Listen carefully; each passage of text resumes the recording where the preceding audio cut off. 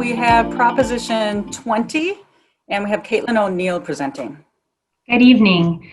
I'm going to describe the three main components of Proposition 20, but first I want to provide some very brief background, which is that in California, the most severe type of crime is called a felony, and felonies can be punished by incarceration in either in prison or jail, depending on the specific circumstances.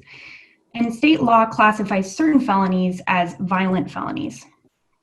Misdemeanors are what we call the next most severe category of crime, and misdemeanors can be punished by no more than 1 year in jail. For example, stealing or shoplifting less than $950 of property or money is generally a misdemeanor in California. So the first component of the measure is that it would allow in 3 types of situations felony punishment for those who steal or shoplift property or money worth less than $950. And those situations are: 1, if the individual has prior convictions for certain theft-related crimes and steals more than $250 worth of property or money. 2, collaborates with other people to steal property on multiple occasions where the total value exceeds $250 within 180 days. Or 3, there are certain specific circumstances present when up to $950 worth of property is stolen or shoplifted. For example, under Proposition 20, people who shoplift property worth less than $950 that is not for sale, such as a cash register, could receive felonies instead of misdemeanors.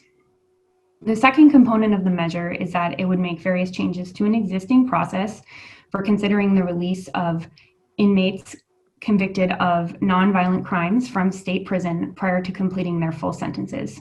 For example, it would exclude certain inmates convicted of certain crimes, such as some types of assault and domestic violence. It would also require inmates who are denied release under the process to wait 2 years rather than 1 year before being reconsidered for release.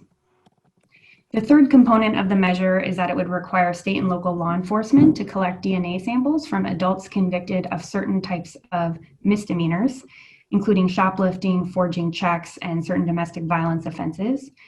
And this would be an expansion relative to current law, under which adults are only required to provide DNA if they're either arrested for, charged with, or convicted of a felony, or required to register as sex offenders or arsonists. And on the whole, there's various sources of uncertainty regarding the fiscal effects of this measure, of course, largely related to uncertainty around how individuals, such as judges or prosecutors, will respond to the changes. But we estimate, keeping that uncertainty in mind, increases in state and local correctional, court, and law enforcement costs, likely in the tens of millions of dollars annually, again, depending on implementation. Okay. Thank you so much for that. Okay, so this was put on by a woman who's a former district attorney and prosecutor and president of the Crime Victims United. The Republican Party is in support of this, and the Democratic Party and the other minor parties are also in opposition. The San Diego Union Tribune is in support, and then most of the other newspapers across the state are opposed.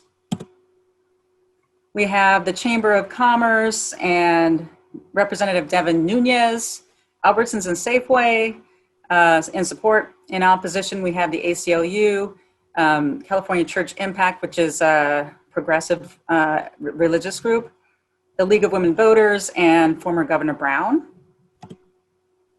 And then the expenditures, we have Devin Nunes's campaign committee giving the most amount on that side. And on the opposition side, we have the Zuckerbergs, some other individuals, and the ACLU, and Governor Brown's committee actually also puts a little bit of money into that one. And so we have more money being spent in opposition.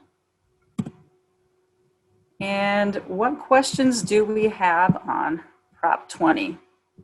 Does this mean that the number of people kept in prison will increase? So there's two ways that the measure affects the prison population. The first is by making certain lower level theft crimes eligible for felony punishment. Currently, they're only eligible for misdemeanor punishment, except in certain circumstances. So by increasing the number of felony punishments for those crimes, certain people who have the criminal history that would allow them to go to prison under current sentencing laws would go to prison, whereas otherwise, if they were under current law only convicted of a misdemeanor, they would not be eligible for prison.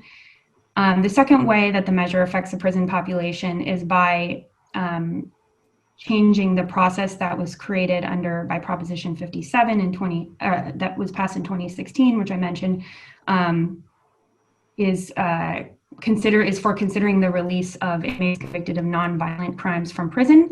And so the measure would reduce eligibility for that process, as well as change aspects of the process itself that would generally sort of work towards reducing the number of people who would get out prior to completing their full term. So we do estimate an increase in the prison population for those reasons.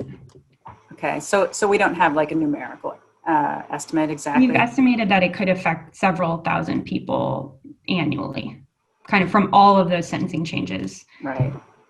Yeah. Okay. Other questions?